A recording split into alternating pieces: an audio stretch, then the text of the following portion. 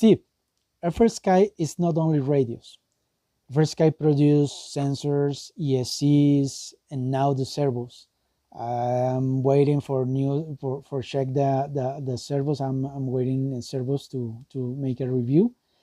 But for me, that these servers are revolutionary because they got a telemetry, they got a technology that you don't see in other kind of brands of servos, maybe two little brands. To tell us more about that servos and that stuff and the future from FRSKY about this segment. Okay, so well, the servos in and of themselves, it's been interesting because when I joined FreeSky back in 2023, 2020, might have been 2022, somewhere around there. Yeah, it was 2022 actually. Um, servos were about a year old and they were still not quite certain about them, and they put something out, and that's kind of what FreeSky does. They'll come out with something, and it's kind of like our best try. We'll put it out and put it in the marketplace, see how it does. And the first servos that came out some of them were really good and some really weren't. And so we really learned from that whole experience. So now we have, I'd say the ones that hit it right off the bat, what were really good, were our brushless servos, brushless BLS 5405s. Those are the full size standard servos, and those were, I mean, phenomenal for the price. They're absolutely revolutionary. So for $80 for those servos per servo, what you would get is something that does 762 ounce-inch of torque, which is extremely high. Yeah. And so they're great for things like turbine jets. We sell a lot of them to the turbine jet community, as a matter of fact. But as you're mentioning, they have telemetry in them. So what you can do is you can monitor. In my opinion, what happens is there's so much telemetry that's going on in the plane that there's either I could sit down and try to comprehend the telemetry, or I could fly a plane. I really can't do both. Yeah. So, but telemetry is good for two reasons.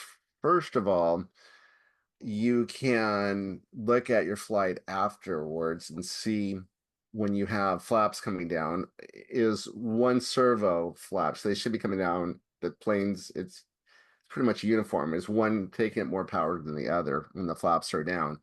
So that means you might have some binding if it does. So one servo arm could be binding and you need to go back and look at it. The other thing you could do is set up warnings. So for example, the servos have a temperature warning on them. So you can set up a warning that if any of the servos get up to, let's say, above 40 degrees Celsius, that it puts out a warning, hey, it's time to take this plane down and take a look at this. So those are the two big benefits I see. You can see it's more and more, it's kind of giving you the story of what's going on with the plane as far as flying is concerned. And it helps give you information. The other thing we have is something, it's a GPS module. I put them in my planes, even though when I fly my planes, I have no interest in any of the GPS coordinates. What happens is later on you can go back and you can go look on it, put it on a map like in Google Earth, and you can see where you flew around at. And what's interesting is that essentially what looks like, well, the best way to describe this is the motion picture industry was made off of putting little 24 individual frames per second. And once you run those through a projector, each second 24 frames go through, all of a sudden it looks like things are moving, right? And the same thing happens. The reality is that your flight, the signal goes out, it's something more like 120 to 140 frames a second, that gets sent out from the transmitter to the receiver. And so when you start to have this much information going out, what happens is we only record at most, you can record about 20 slices a second out of that 120 to 140. You can't get everything. So you get, you know, like every third or fourth frame that comes out, you can grab a slice. But that slice, you can go back and look at it, and you can look at how strong your signal was, where you were exactly, what your servos were doing. You can kind of look at your, if you have a stabilization system in your plane, you can see if the plane was flying level, if it was turned. A lot of cool information that comes off of it. And what I find in particular is when you go back and you look at your telemetry logs and you start to see like, hey, over here in my flight, I started to have a problem. You can go look up the GPS coordinates, plug it into your computer, and a few seconds later, you'll see exactly where you were at the field. So there's no longer a mystery of like, oh, I mean, people have theories about this is the dead spot over here or this or that, the other thing. You know where the problems are.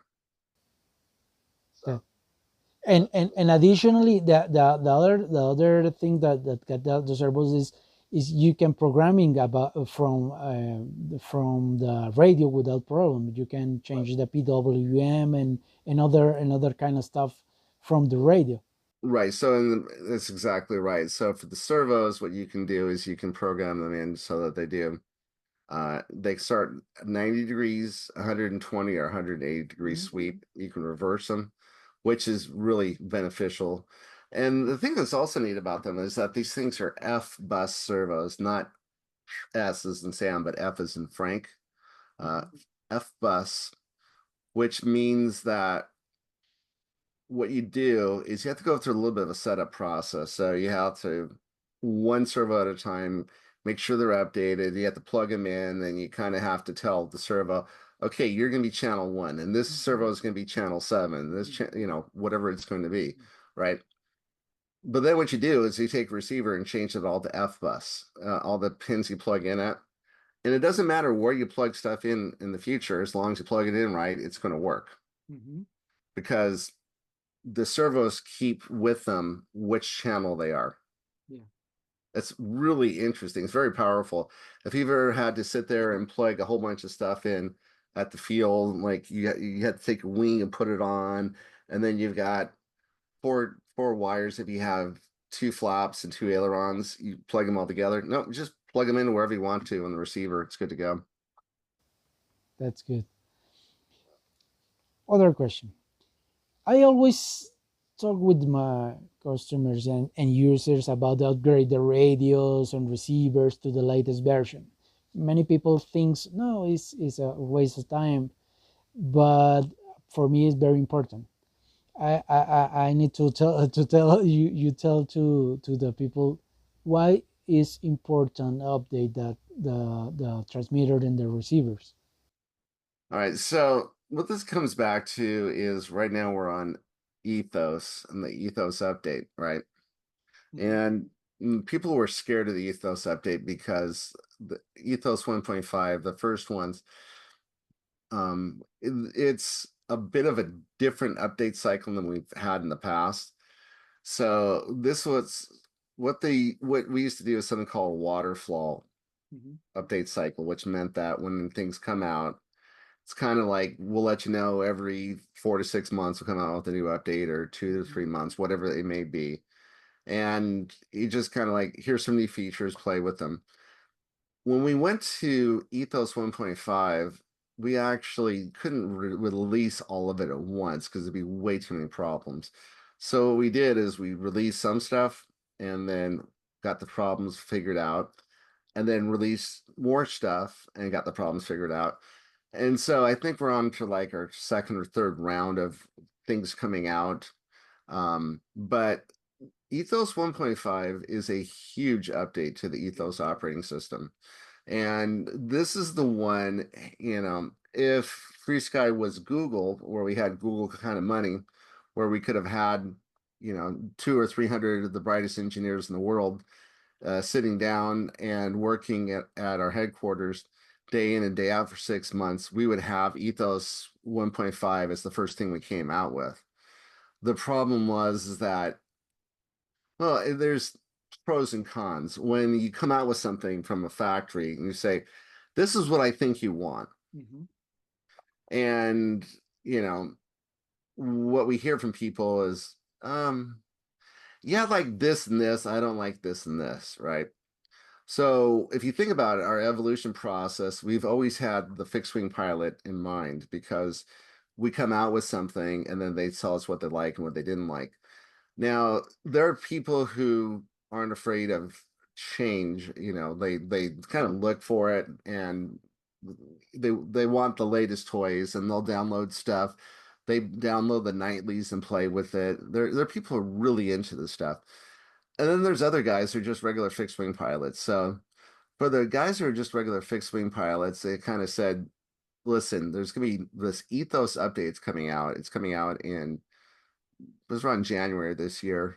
Mm-hmm. And we're going to be playing with this until October. I mean, we're kind of upfront with people saying that this is going to go on for a few months, quite a long time, where we are coming out with updates. This agile update system that we're on right now means that we put stuff out and then we listen to for feedback. And if something is wrong, we fix it right away.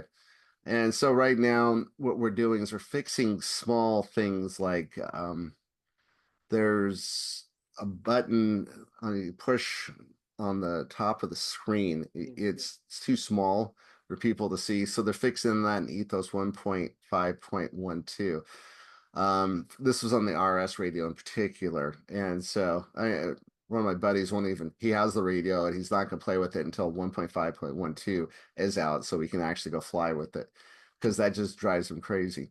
So little things like that. I mean, these are small little things. They're not, planes are not crashing.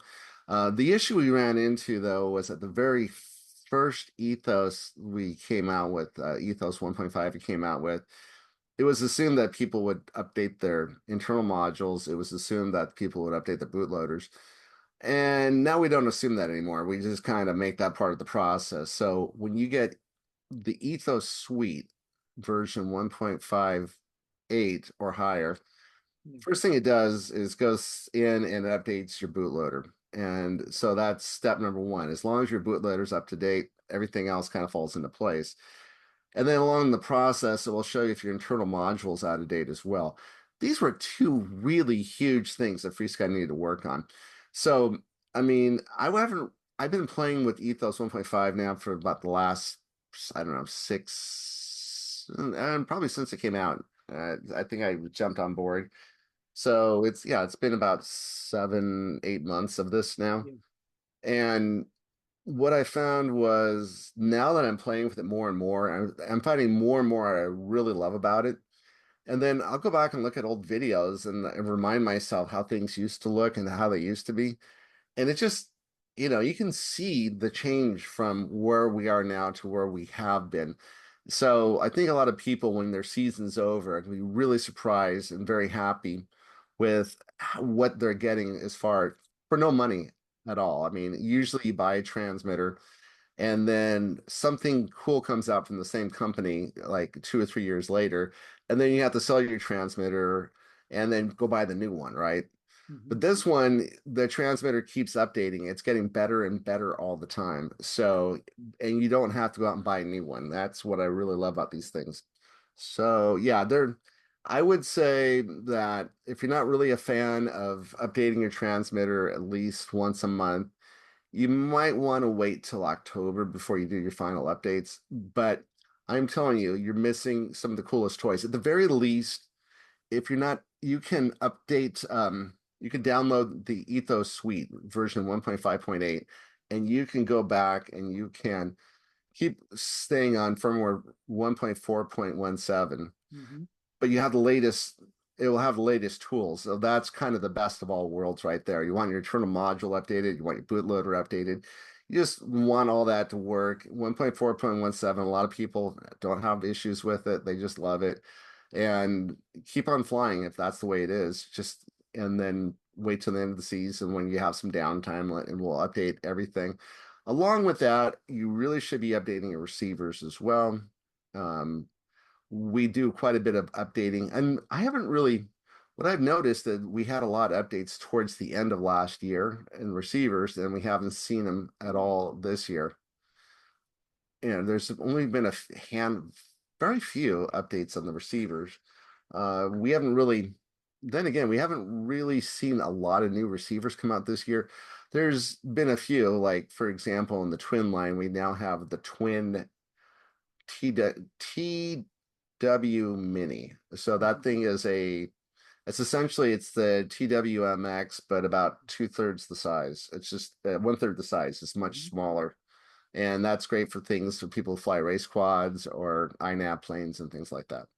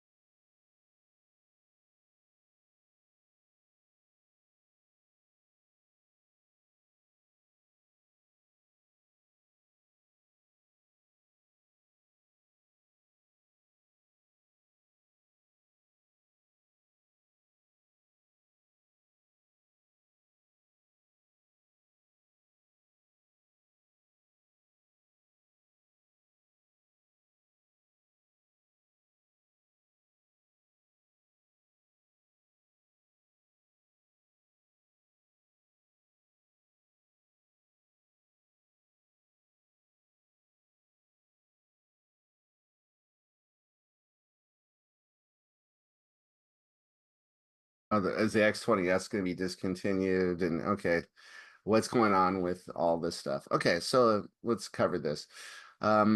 Essentially, what happened was in the big picture, when we started this whole process, the first radio we came out with was the X20 and then the X20S, right? And it was maybe a year or so later that we came out with the X18 and the X18S line. So in that time, what happened was the X20S was relying on a micro SD card for keeping the model files and the sound files and everything else like that. And they come with a 4 GB stock memory card. And I always tell people spend $8, buy a newer version, buy the SanDisk industrial version of the card. That's 8 GB. Put that in your radio, and it's a lot beefier. It's going to last a long time. The X20 and X20S also did not have T5 and T6, which you started to see in the X18. Those were the third set of trims. And so a lot of people, especially guys who fly gliders and people who fly turbine jets, love that extra set of trims. So the X20 was a radio that we were contemplating changing, and for just because it was the oldest one and it needed updating. So that was, I think what the plan was going to be was like an X20S version 2 or whatever. And then all it would have is internal memory, and then it would have the so internal memory, and it would have the T5 and T6, and it would be essentially the same transmitter. But what we looked at was when we started to there's somebody when we started dealing with the flying community, we came pretty close to a guy named Mike Lynn, who is a turbine jet pilot in Irvine, California. Kind of a really smart guy, kind of knows a lot of people. And he basically said, well, the problem you have is you have a $500 transmitter. And I know it doesn't make sense, but people who fly $30,000 jets don't want to be flying with something that costs less than $500. So you got to come up with something. And it was, I think we were like, I was at the meeting, and this was in October of 2022. And I'm half listening to this. And I mean, well, I was listening intently at the time, but I'm thinking like this is a pretty big thing for people to, for FrSky to come out with. I don't think we're ever going to do this. And they started working on it right away. And this thing became so encompassing that essentially that's what has, because we had to work on ethos and for the X20 Pro, that took us back, I would say, at least 8 months in the ethos development cycle. I think ethos would have been, we would have been through ethos 1.5 where we're at right now with ethos towards the end of last year, if it wasn't for the X20 Pro. But what happened was, there was quite a bit of, it was an interesting time to say the least. I believed in the radio. I went out there, I talked to the turbine pilots. I know they would enjoy it. And my management wasn't so convinced on it, even though they're spending all this time and all this money to develop this radio system. They're like not feeling comfortable thinking that someone's gonna spend $1,000 on a FrSky radio. And especially because you're saying, as before, we're in this segment, we have our customer base, they tend to like us in this segment. When you go up to something like this, it scared us to death. And it was about probably 3 or 4 weeks before when the radio came out that we understood if it was going to be a hit or not. We weren't at all certain that this thing was going to find a market. Because this was quite a different set of dance steps for FrSky to do, and that was a really eye-opening time. It was kind of like, yeah, this is great, and the response has been fantastic. I remember when we were talking about it, I just kept saying, whatever you do, just put the best of everything. I want you to go out of your way and find the best switches. The switches we have right now, I want better than that. And I was just talking about, but as far as what they were trying to do with the transmission of everything, whether having not two, but three different transmission technologies in one radio, that was pushing us even more. And this was something that pushed us well outside the comfort zone. So there were a couple things that happened along this way. It's when these radios started to take off and sales were going great. Then we had people in Europe calling up and say, I'd really like to buy the X20 Pro, but that's $1,000. I got $650. And so we started thinking about the X20 RS, which would be a plastic Pro. And that's where that came up from. The other thing that happened was when we came out with it, the one thing we discovered on the X20 Pro, and when it first came out, was that the transmission, if you look at the complete transmission band of it, on the edges on 2.4 gigahertz, it wasn't as strong as it was in the center. No, I don't think it was like, oh my God, this is amazing and this is horrible. I think it was just that they kind of noticed a bit of inconsistency. And a lot of times I'll see people fly and the whole the radio is like this, and I'll see them fly like that, right? And so that 2.4 gigahertz, especially for people who are flying twin, really made a difference. So we decided that, and this is the way the management works, or the innovation in the company works, where I'm like, what the hell? We just came out with this radio. I mean, like 6 months ago, and now we're discontinuing it. What's going on? And and it took me a long time to get a realistic answer from people what was going on. We updated the transmit module, and it was just something that we decided, like, do we want to sell 2 or 3 more years worth of X20 Pro just to make everyone feel better, or can we make something a little bit better? And it's kind of like I don't know. It's kind of like that guy who's a perfectionist who washes his car and waxes it and then gets to the back bumper and then notices that there's a whole bunch of dirt there. And then they have to go back and wash the whole car over again and wax it one more time. That's the way my management is. They want, and I really respected this. They wanted the very best to go out there. And so it was that transmission module was brought back to what was now the RS and the R system on the X20. So the Now the $1 million question is, and so I'm glad we have a chance to talk about this because I own two X20Ss myself, and I can, I have enough money to go out and say, plus I have credits. I'm just, okay, I want an X20 RS.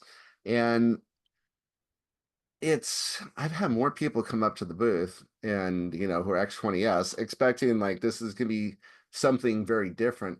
It Mhm. is a different feeling radio. It's like a new car. You notice like you buy yourself a car, you have a Mhm. model of your car, and then maybe a year or two later, you rent a car when you're out of town on travel, and it's the same model of the car you owned, and you're driving it. It's just like this is essentially my car, but it's just a little bit nicer.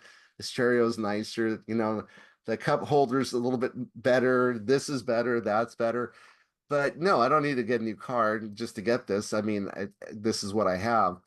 So the reality is that if you fly twin, the if you're interested in the twin protocol, we have something called the twin. What do they call this thing? It's the RRF section. Twin Light Pro is the name of it, right? Mhm. So this thing puts out 500 milliwatts. It goes on the back of your X20S in the light bay. You can get the TW protocol with that. Plus, you can have a lot more range. It's a lot more powerful than what's in the RS, than what's in the Pro. So you have an opportunity to get an even more enhanced signal. So if you want to do that, it's great, right? The X20 Pro switched over to something called the X20 Pro AW, and this one had a couple different things about it.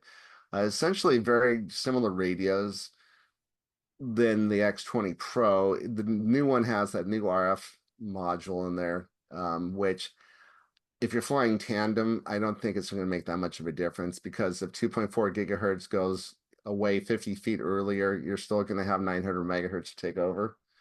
Um, but the big selling points of that is that it has a three-position flap slider. And if you really like that, so one of the sliders, it has Mhm. you go from position one to position two, and then you push it over and you go to position three on the flaps, which is kind of cool. It's a neat technology. And then it has these things called shaker sticks. So if you're flying a turbine jet, for example, and you you're coming in for landing, you got everything set up perfectly. Your approach is looking good, but you're starting to get below stall speed. You can set it up so that the sticks will start to shake when Mhm. you get below stall speed. Because a lot of times the guys that fly turbine jets, they can't hear anything the radio is saying, but they can feel it. And they're like, okay, give it a little more throttle and come in for the landing. So yeah, they have a couple really neat new features with it. They come in colors. Right now, we have the very last of the orange transmitters Mhm. coming to us. They call that Afterburner Red.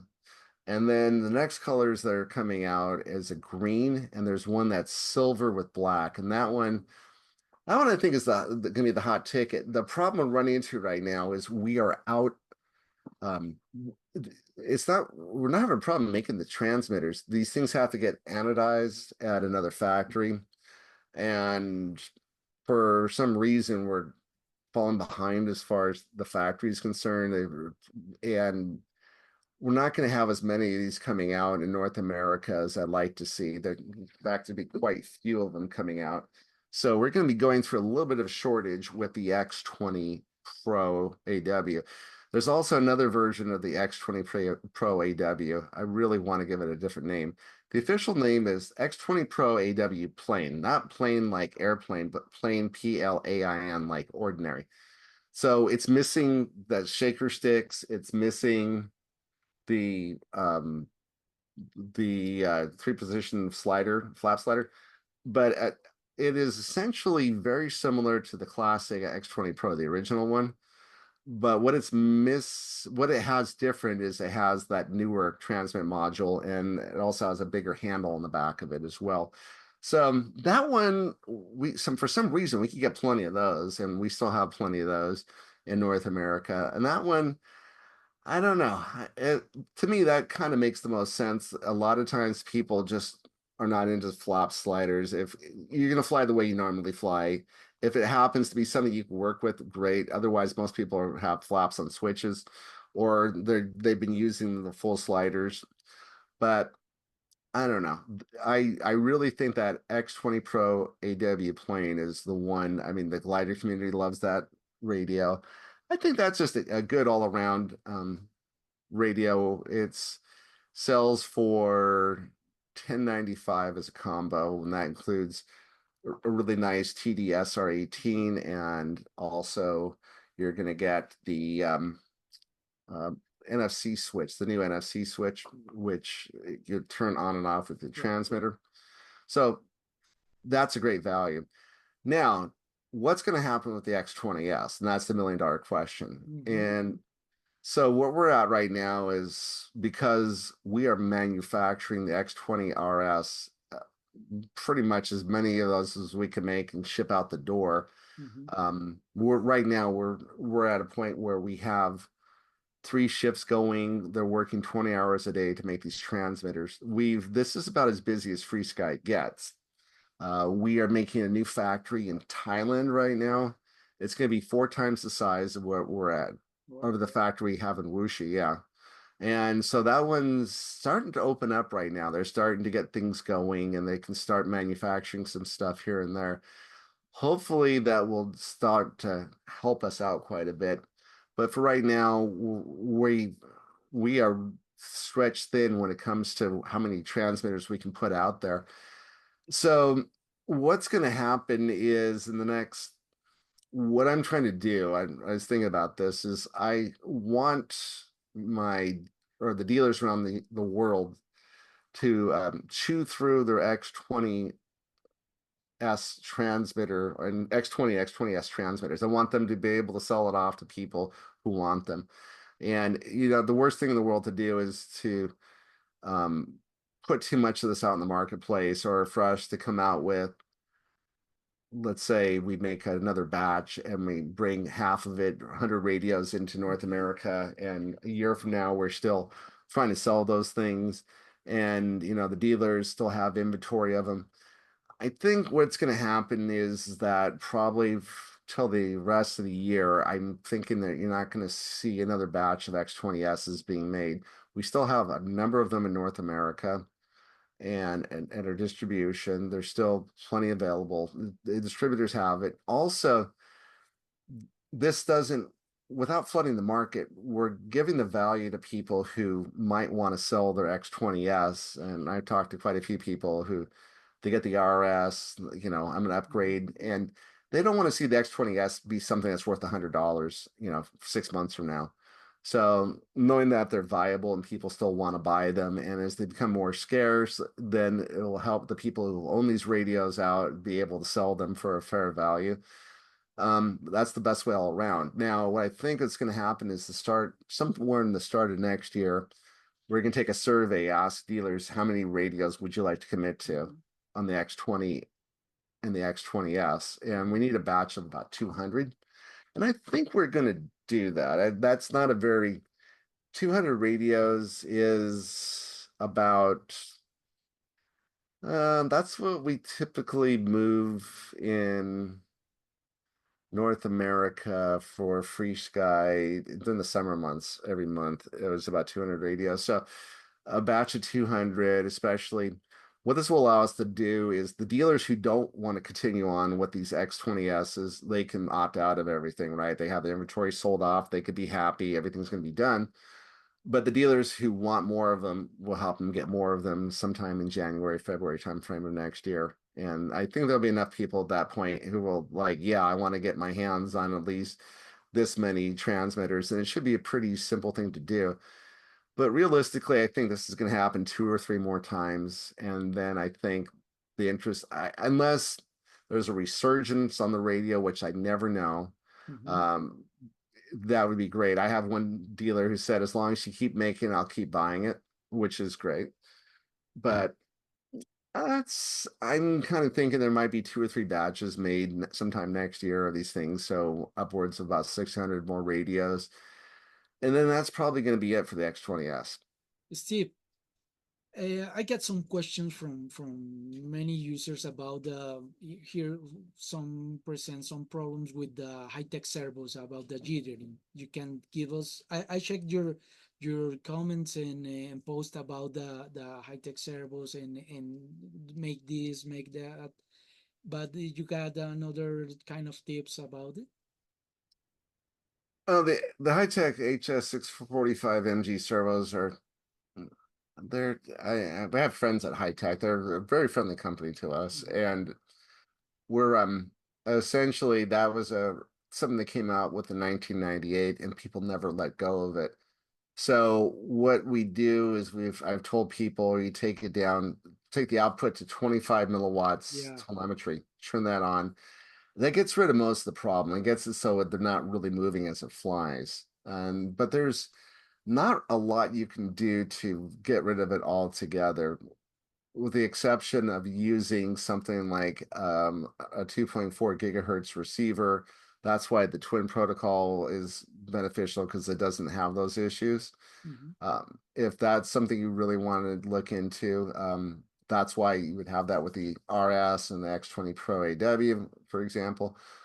The other thing I would do is I would say that, I mean, I love high tech and I don't want to give them a bad reputation or anything else like that. But over the last 24 years, 26 years, we've had much better servos have Mhm. come out in the marketplace.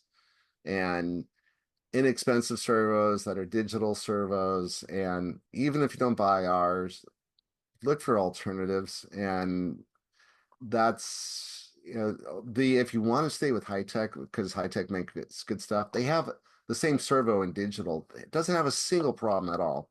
Mhm. They're about $10 more servo. Very good servos. I recommend those. Other than that, we've tried everything. We tried putting magnets in there and everything else like that, and trying to keep the receiver as far away from everything else. But still, that telemetry is very strong, and you'll get a little bit of movement out of them as long as you keep working with those servos.